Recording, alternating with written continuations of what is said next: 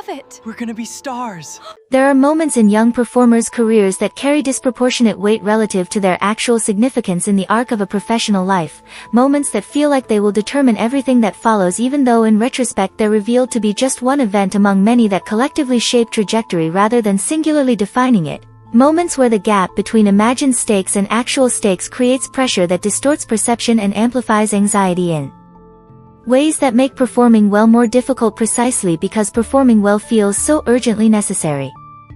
For Ethan Parker, opening night of The Merchant's Daughter at the Grand Maple Theatre was exactly such a moment, felt like the performance that would either launch his career toward the success he'd been working toward for years or would relegate him to permanent obscurity among the thousands of talented actors who never quite achieved recognition despite their abilities and dedication.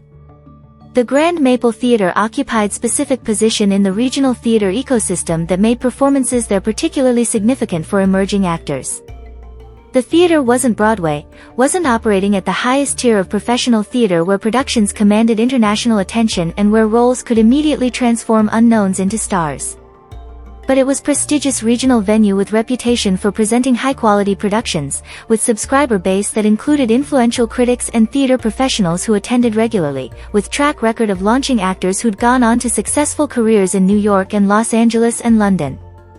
Performing well at the Grand Maple wouldn't guarantee career success, but it created visibility and credibility that could lead to opportunities that might otherwise remain inaccessible. The theater building itself was constructed in 1924, had been designed during period when American cities were investing in cultural infrastructure as symbols of civic progress and sophistication, occupied prominent location in the downtown arts district of mid-sized northeastern city whose name Ethan preferred not to mention when networking with theater professionals from larger markets who tended to dismiss work done outside New York or Chicago or Los Angeles as inherently less significant than work done in those established theater centers. The building's exterior featured classical revival architecture, columns and pediments and decorative stonework that communicated cultural seriousness, that positioned theatergoing as elevated activity worthy of architectural grandeur rather than as mere entertainment to be consumed in functional spaces.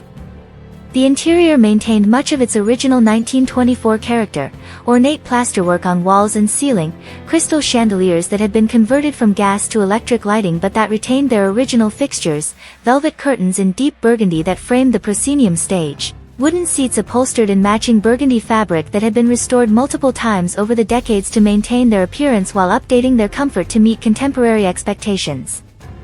The theater seated approximately 650 people across orchestra level and 2 balcony tiers, was large enough to feel substantial but small enough that performers could see individual audience members' faces and reactions rather than just confronting undifferentiated mass of viewers.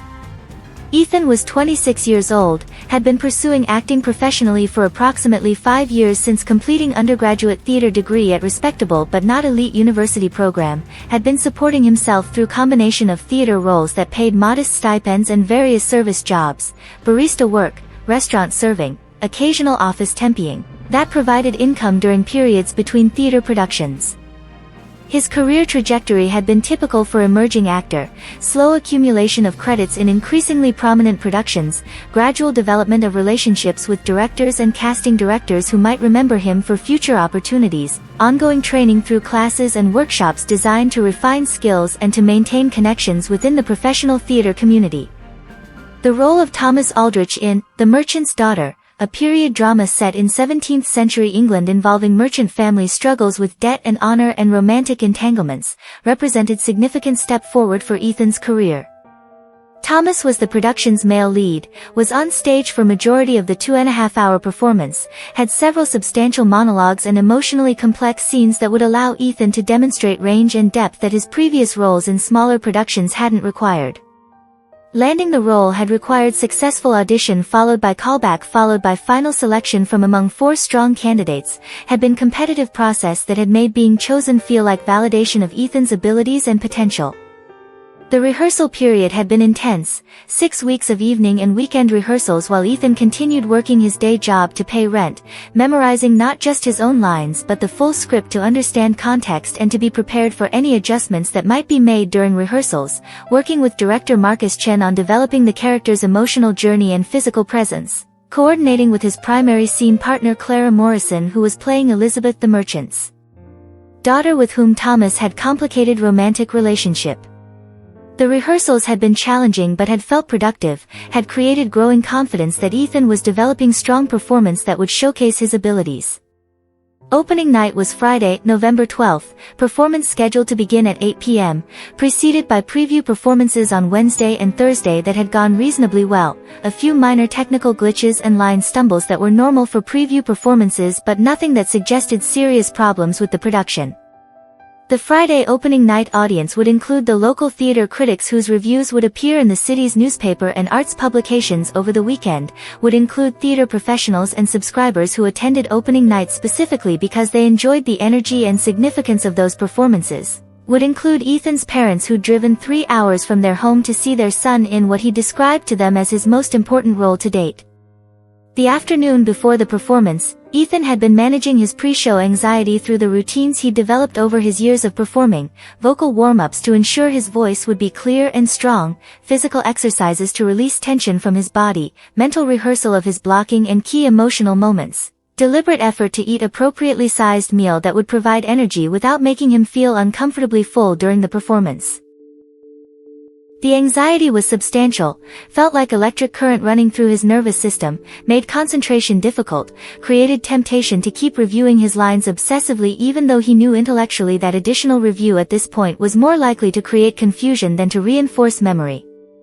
By 7:15 p.m., when he arrived at the theater for the standard 1-hour call time before curtain, his anxiety had intensified to the point where he was questioning whether he could actually perform, whether the pressure he was feeling would translate into stage fright that would prevent him from executing what he'd rehearsed, whether he should confess to the director that he wasn't sure he could do this.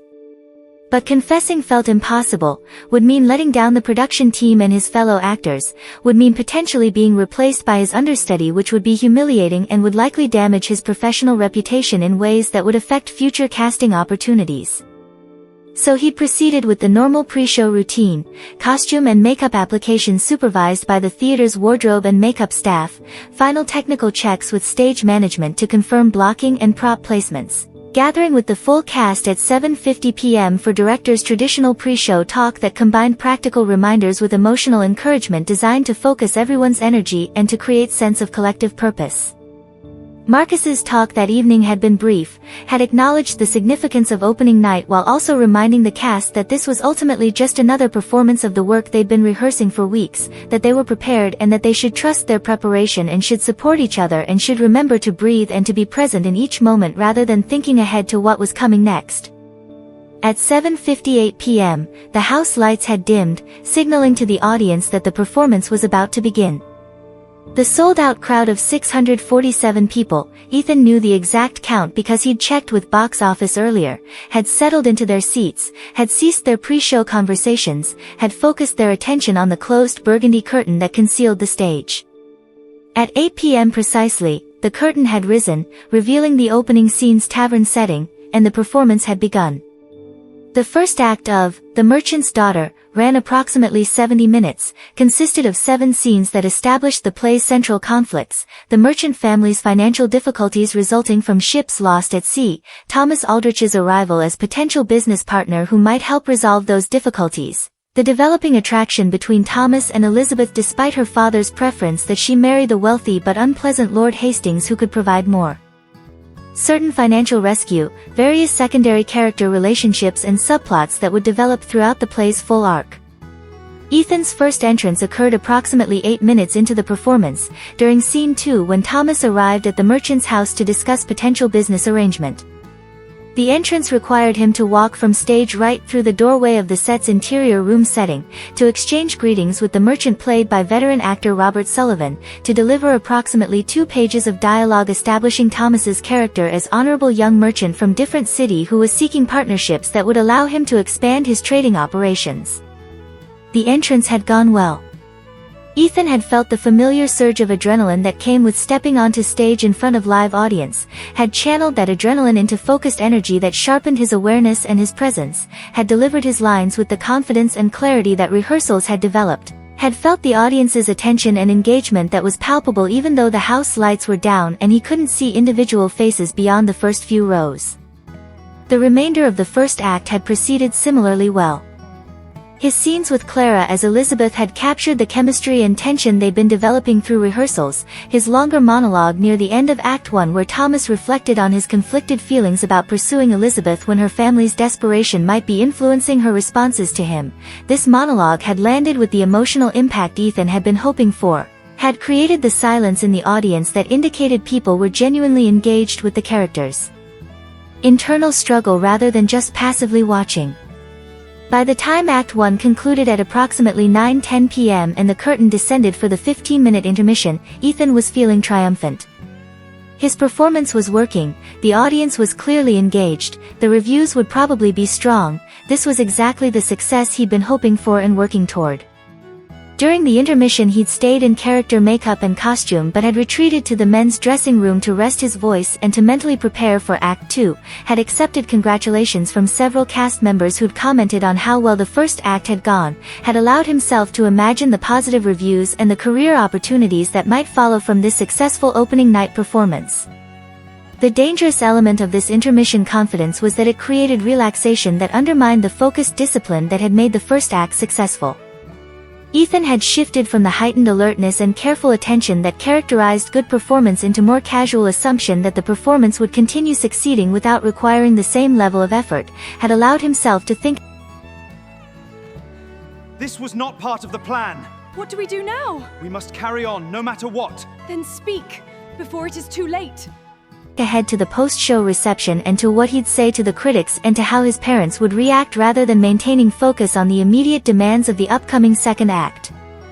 Act 2 began at 9:25 p.m. with scene change that transformed the stage from the merchant's house interior to a garden setting where scene 1 of Act 2 would occur.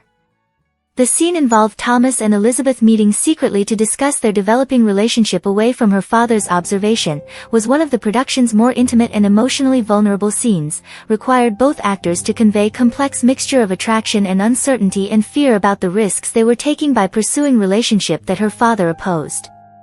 Ethan entered from stage left as rehearsed, found his mark at the garden bench where Clara as Elizabeth was already positioned, began the scene with his opening line which was supposed to be, "Elizabeth, I shouldn't have come.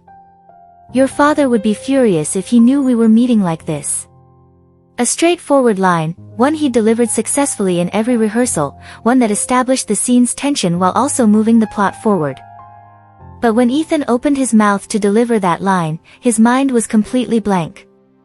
Not just momentarily searching for the words, absolutely, terrifyingly blank, like the text he'd memorized had been completely erased from his memory, like he'd never seen the script before and was being asked to perform words he'd never learned. The blankness was total and immediate, wasn't gradual confusion or uncertainty but instant complete absence of any access to the lines he needed to speak.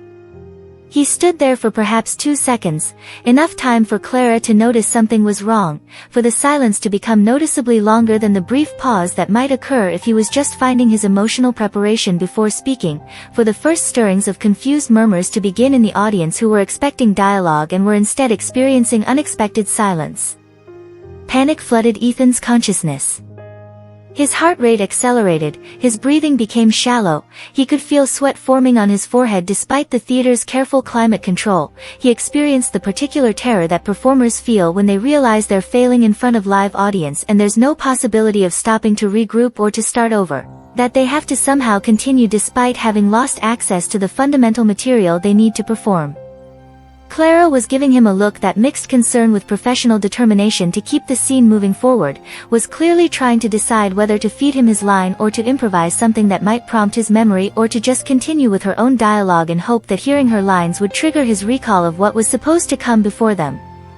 The stage manager in the wings was probably also considering options, whether to prompt Ethan with his line, whether to signal the director who was presumably watching from the tech booth, whether to just wait a few more seconds to see if Ethan would recover on his own.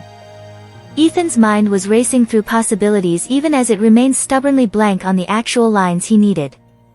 He could admit he'd forgotten and ask for a prompt, but that would break the theatrical illusion completely, would make the audience acutely aware they were watching actors struggling rather than experiencing the story, would be humiliating in ways he wasn't sure he could bear.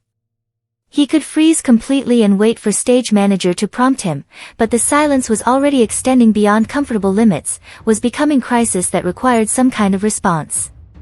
He could try to improvise something that might get the scene back on track, but improvising when he had no clear memory of where the scene was supposed to go seemed likely to make things worse rather than better.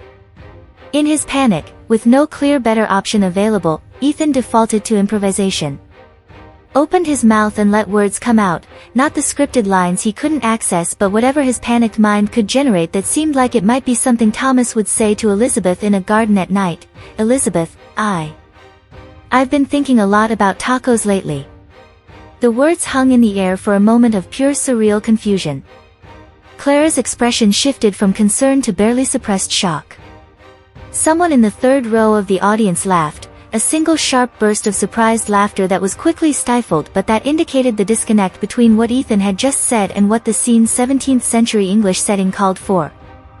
Ethan's mind registered that what he'd just said was catastrophically wrong, was completely inappropriate to the scene and the character and the period, but having started speaking he felt compelled to continue, to try to somehow make this improvisation work even though he had no idea how to do that. Not just any tacos, mind you. The really good ones, with the cilantro and the lime, and those little corn tortillas that are slightly charred.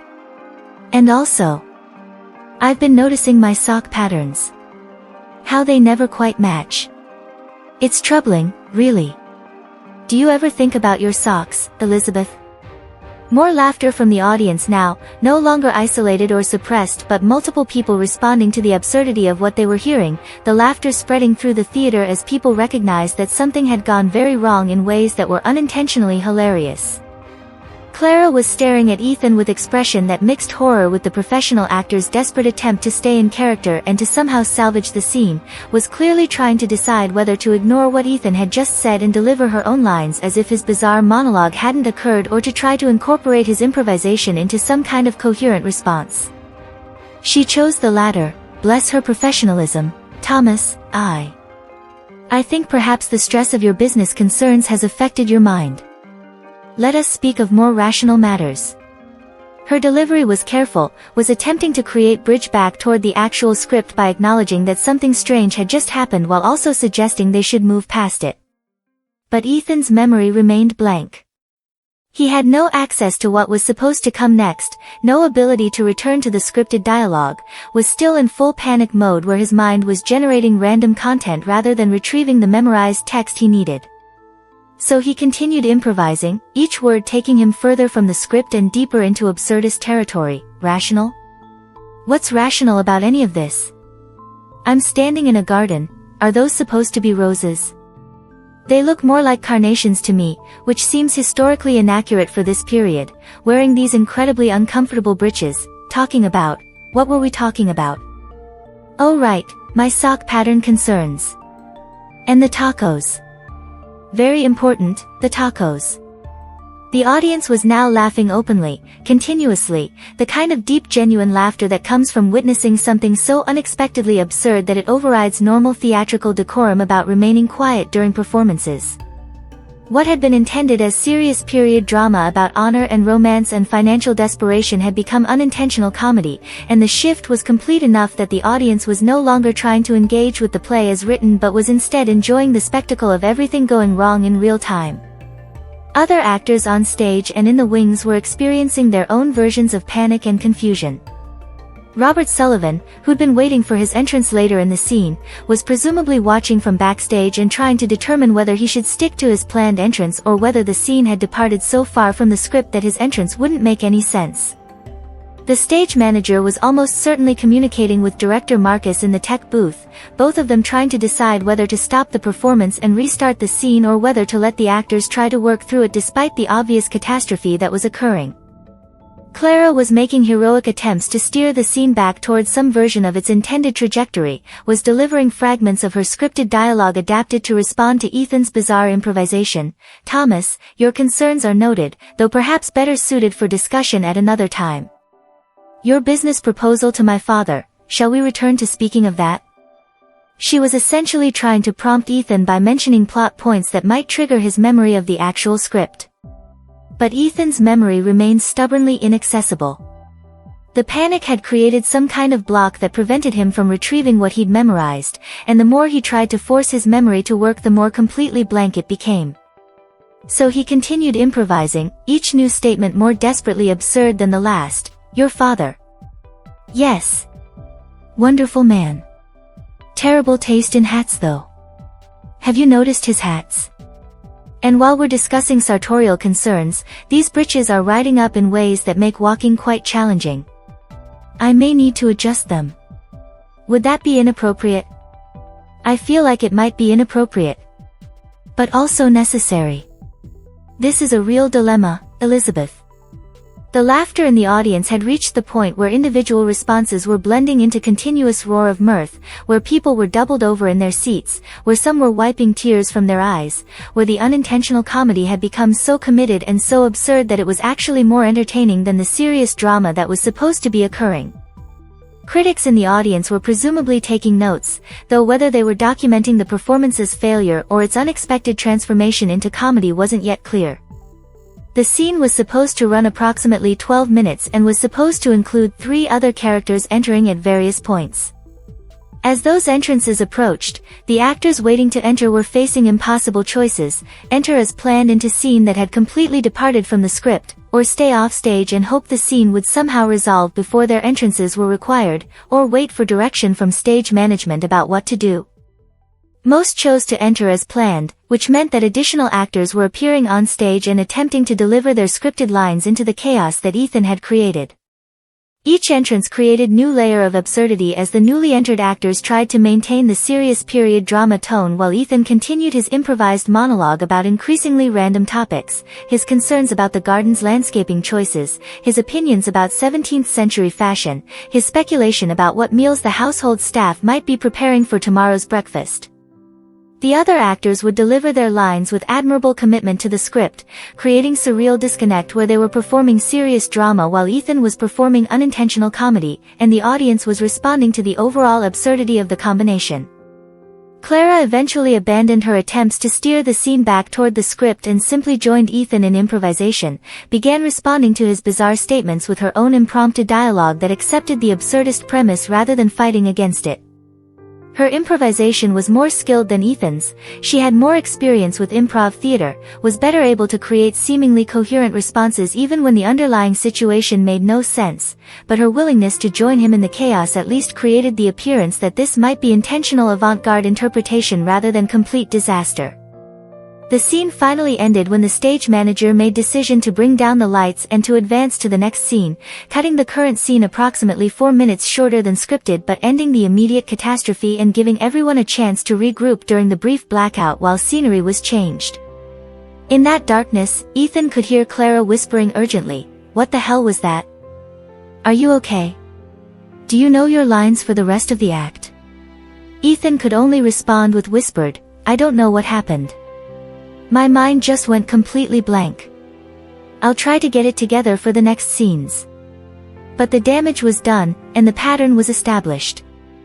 Ethan's confidence was shattered, his memory access remained unreliable despite his desperate attempts to focus, and the audience had now been primed to expect absurdist comedy rather than serious drama.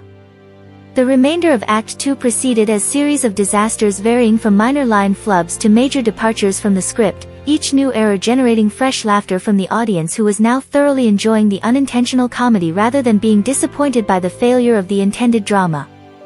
Ethan managed to deliver some of his scenes more or less as scripted, would have brief periods where his memory would return and he'd be able to perform normally before panic would set in again and his mind would go blank and he'd resort to improvisation that ranged from nearly coherent to completely absurd. Props were misused. At one point Ethan picked up what was supposed to be important letter and began reading it as if it were restaurant menu, offering commentary on the evening specials. Entrances were missed. Ethan failed to appear for one scene entirely, was apparently in the dressing room trying to recover his composure while the other actors on stage improvised around his absence. The other cast members responded to the chaos with varying degrees of professionalism and frustration.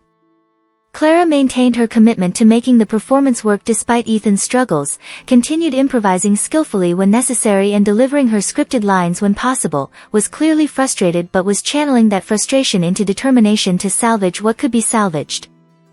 Robert Sullivan and the other veteran actors were visibly annoyed, were less willing to indulge Ethan's improvisations and were sticking rigidly to the script in ways that created additional awkwardness when their serious dramatic performances collided with Ethan's comedy.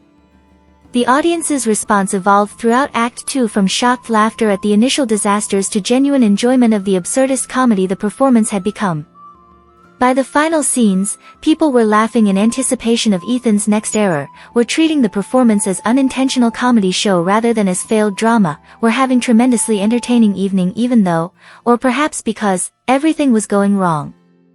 The final curtain came down at approximately 10:42 p.m., about 8 minutes earlier than the performance was supposed to conclude because of the scenes that had been cut short or skipped entirely.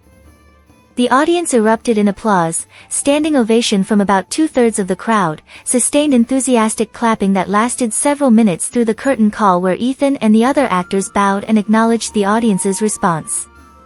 The applause was genuine but was clearly for the unintentional comedy they'd witnessed rather than for the serious drama that had been intended. Backstage after the final curtain, Ethan slumped against the wall of the dressing room hallway, still in his costume, his face flushed with embarrassment and exhaustion, his mind replaying the disasters of the evening in excruciating detail. Clara found him there, had already removed her wig and was in process of removing her stage makeup, came and sat beside him on the floor without saying anything for a long moment. "I'm so sorry," Ethan finally said, his voice barely audible. "I ruined the performance. I ruined your performance. I don't know what happened. My mind just stopped working." Clara was quiet for another moment before responding, "You didn't ruin my performance. You gave me probably the most challenging and educational performance experience I've ever had.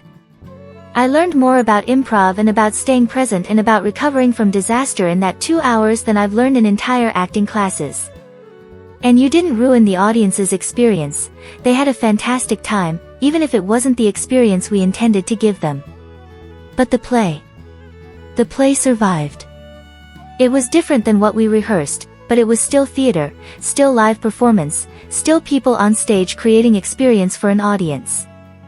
You forgot your lines and you made the choice to keep going rather than to freeze completely. That took courage even if the results were unconventional." Ethan appreciated her attempt to comfort him but couldn't shake the profound embarrassment and the fear about what this disaster would mean for his career, what the critics would write, what Marcus the director would say, what future casting directors would hear about this performance when they were considering him for roles. The reviews appeared over the weekend, and they were complicated. The main theater critic for the city's largest newspaper wrote a piece titled, "When Disaster Becomes Art, The Accidental Brilliance of the Merchant's Daughter," that praised the performance as groundbreaking reinterpretation that challenged conventional boundaries between comedy and drama, that demonstrated the vitality of live theater through its willingness to embrace chaos and uncertainty, that reminded us that the most memorable performances are often the ones where everything goes wrong in exactly the right ways. The review was positive but was clearly describing the performance as unintentional comedy rather than as successful execution of the intended drama.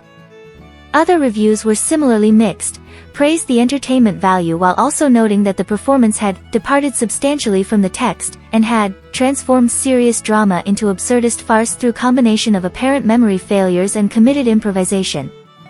One reviewer speculated that the chaos had been intentional, had been directors' avant-garde interpretation rather than actors' catastrophic failure, though most recognized that what they'd witnessed was genuine disaster rather than planned experimentation. The subsequent performances that weekend, Saturday and Sunday evening shows, proceeded much more smoothly.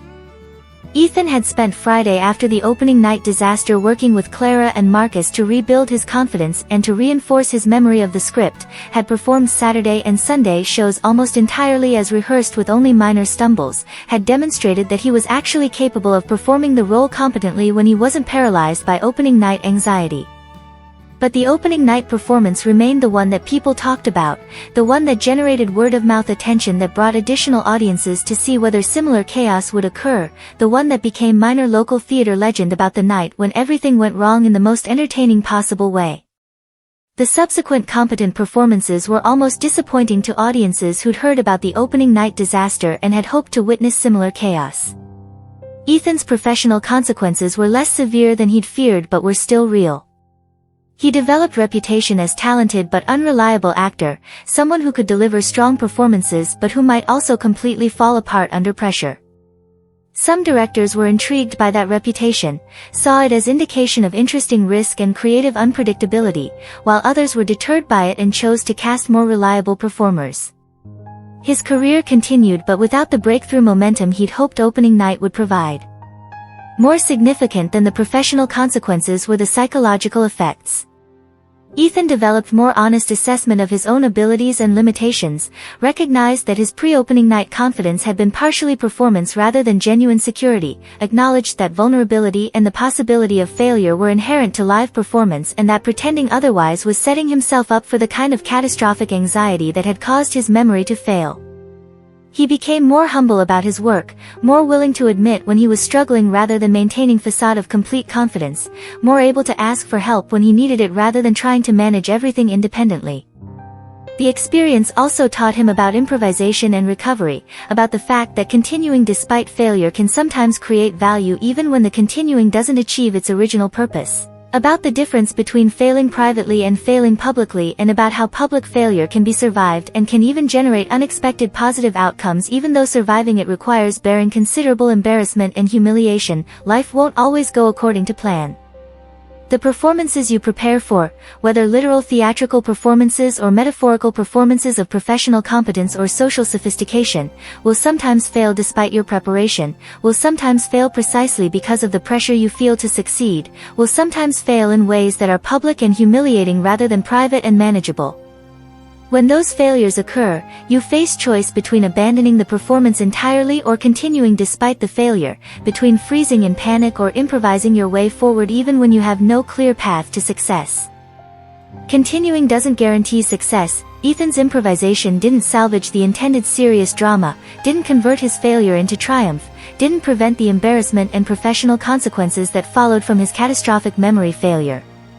But continuing did create value, entertained the audience even if not in the intended way, provided learning experience for Ethan and his fellow actors, generated stories and memories that had significance even though they weren't the planned significance. So embrace mistakes when they occur, not in the sense of pretending they're actually successes or that they don't matter, but in the sense of acknowledging them honestly and continuing forward despite them. Laugh at yourself when appropriate. Ethan's bizarre improvised monologue about tacos and sock patterns was objectively funny even though it was catastrophically inappropriate to the scene, and being able to recognize its humor rather than just its failure made processing the embarrassment more bearable. Let humility guide your journey. Recognize that you're capable of failing despite preparation, that confidence can be performance that masks underlying vulnerability, that admitting limitations is strength rather than weakness. The lesson isn't that failure is actually success in disguise or that embarrassment builds character or any of the other platitudes that minimize genuine difficulty. The lesson is that failure is survivable, that public embarrassment is survivable, that continuing after catastrophic mistakes is possible and sometimes creates unexpected value even when it doesn't achieve original goals. Ethan's opening night disaster didn't launch his career toward the success he'd imagined, but it taught him things about performing and about himself that competent success wouldn't have taught, that made him more honest and more resilient and more genuinely humble than he'd been when he was performing confidence without having fully earned it. Embrace mistakes, laugh at yourself, and let humility guide your journey. Be StoryWise.